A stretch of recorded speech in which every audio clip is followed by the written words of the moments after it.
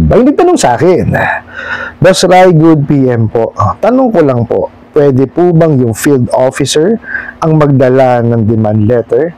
Tapos po, pag hindi po babayaran ng buo yung nakalagay sa demand letter, pag hindi daw po nabayaran lahat ng balance daw po, nakasuhan ng staffa dahil hindi daw nasusunod yung monthly ko. Sana po mabasa niyo po ito.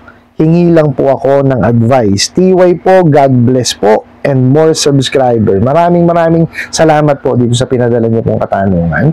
Pero bago ho natin sasagutin, ibitahan ko muna sana kayo na pakisuportahan po sana ng aking mga social media accounts sa YouTube, Facebook, and TikTok. Napakagandang topic po nito, no? Kasi dito po natin malalaman kung legitimate ba na yung field ang magpapadala or any personnel nila ang magpadala sa inyo ng demand letter, and discuss na rin natin kung ano ho ba yung iba pang pamamaraan para ma-deliver sa inyo yung demand letter. Okay, sagutin po natin itong katanungan na to. Ang tanong niyo po rito po, pwede po ba yung field ang magpadala ng demand letter? Okay? Unahin muna natin yun. Yes po, no, po pwede po na yung field officer or any representative coming from the company ang magpadala ho sa inyo ng demand letter. Okay? Just make sure po, no, na mahanapan niyo po sila, no. Sabihin niyo lang po, meron ho ba kayong ID diyan, no? Dapat po may mapakita sa inyong ID. And dapat po, no, ang check niyo dun sa ID is yung picture po ba kamukha nung nagpadala ng yung tao na magpapadala sa inyo ng demand letter. Tapos yung pangalan po, parehas po ba? Tapos importante po na nandun po yung company name, tsaka po yung address and contact details ng company. Okay? Tapos po, pwede nyo naman pong isulat, or gusto nyo, picturean nyo po yung ID. Okay? Pero just make sure po, no, na huwag nyo ipopost kasi baka kayo ang makasuhan ng cyber libel.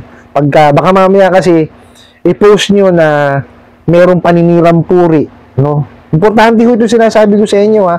Wala hong problema na picturean nyo yung ID.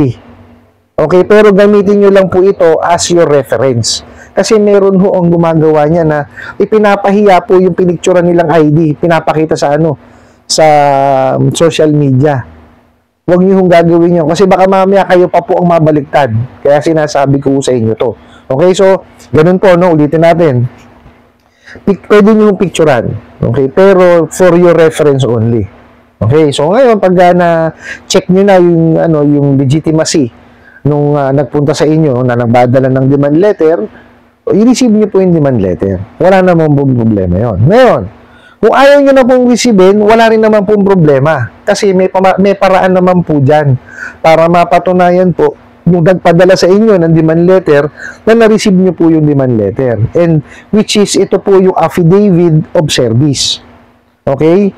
So, gagawa lang po sila ng affidavit of service para po pagpapatunay na na-deliver po sa inyo yung demand letter. Kasi maliwanag po, no, sa korte na bago ho kayo makapagsampa ng kaso sa small claims, dapat po kasi is na-exhaust na yung pamamaraan po, no, yung lahat ng pamamaraan ng paniningil. And to prove that is, kailangan po, meron demand letter yan. No? Paano po kung hindi ni-receive, no? Pwede yun, na hindi nyo ni-receive. Pero, sabi nga ho sa inyo, meron hong paraan dyan, no, para mapatunayan na na-receive nyo po yung demand letter, which is the affidavit of service. So, dalawa po yung magiging attachment nila ngayon, yung demand letter, tsaka po yung affidavit of service. Now, kayo po ang pwede nyo pong gawin is, para malaman nyo yung legitimacy ng demand letter, lumapit ho kayo sa abogado, ipacheck nyo po. Ngayon, kung wala ho kayong kakayanan para pumunta sa pribadong abogado, pwede kayo pumunta sa PAW. Or, kung yung pong company ninyo is merong company lawyer, pa-check nyo po doon. Okay? Kasi po, ang importanteng laman po ng demand letter is yung pangalan nyo po, no, yung pinadalan, tsaka yung address and contact details ng pinadalan. Contact details nung nagpadala, pangalan nung nagpadala, at address nung nagpadala. Tapos po, yung sa body of letter po niya, kailangan nakalagay yung detalye ng utang, no? Tapos po, kung ilang araw po binibigay na palugit, anong mangyayari. Tapos po, syempre, yung kung sino po yung nagpadala. preferably yan dapat abogado. Kasi kumpanya nga eh. Di po ba? Pero kung yan, tao sa tao, pwede yung tao lang po ang sumulat ng demand letter, wala naman po problema yon. Okay? So, receive nyo na lang.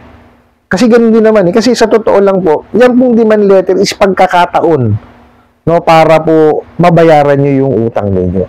Kasi kung legitimate yung matatanggap yung demand letter, nandun po kung magkano babayaran ninyo. Di po ba? At nandun po kung ilan yung araw na taning. Kasi kalimitan yan, 15, 30 days, no? Pero may naglalagay 7 days. Wala naman po kasing demand letter na yung ginagawa ng mga bugo katabusadong online lending apps na pananakot letter, biruin nyo ang taning, yung araw din na yun, abay, sira ulo, no? So, nagpadala ka pa ng demand letter kasi, yun nga ho, from the word itself, they're demanding payment na already. Ngayon, definitely, kailangan bigyan kayo ng ilang araw na pagkakataon na magawa nyo ng paraan. Now, not only that, pwede ho kayong makipag-usap sa kanila. Okay? Wala naman po wala naman hong problema. Nabubulol ako. Kung kayo po ay lalapit sa kanila o tatawagan nyo sila para po makipaghagil na pwede nyo bang bawasan ng ganito, ganyan, ganito, kasi babayaran ko naman. Or, pwede nyo rin, tanungin, pwede bang i-restructure yan? Pwede bang installment yan? Nasa sa inyo po yan. No, there's no limit pagka kayo po nakipaghagil sa kanila. Mas maganda nga ho yun eh. Nagiging tapat lang kayo na hindi nyo kayang bayaran ng one time. Diba? Kaya nyo bayaran through installment o through restructure, nasa sa inyo po yan. Kung ano po yung available na payment plan na meron yung ihingiraman po ninyo. Now, pupunta tayo sa mga bugok at abusadong online lending apps. Definitely po yung mga bugok na yan, walang alam yan dyan. Kasi kalimitan na papadala yan sa inyo, hindi demand letter, pananakot letter. Biro nyo, lahat po ng batas ililista doon. Tapos, ang taning isang araw. Yung araw din na yun, maliho, di ba? Hindi siya demand letter. So, from that, wag nyo na siyang pansinin. Talagang tinatakot lang kayo. Pero kung makaka-receive ho kayo ng legitimate na demand letter, pwede ho kayong makipaghagil sa kanila. Okay po? Kaya, yun ho yung nasagot na natin dun sa pag hindi daw nabayaran yung letter, ito ho makakasuhan daw ho kayo ng estafa. O, nakita nyo ho. Maliho kasi ang intindi nila dun sa estafa. Okay, ang estafa po, napakaliwanag po ng definition yan. Pag ho kayo nanlinlang o nanloko para ho kayo makapanghiram dun sa lending, yun po estafa. Meaning po, nagbigay kayo ng maling pangalan, maling address, maling dokumento, yun po, nilokot nilinlang nyo sila para lang kayo makakuha ng utang.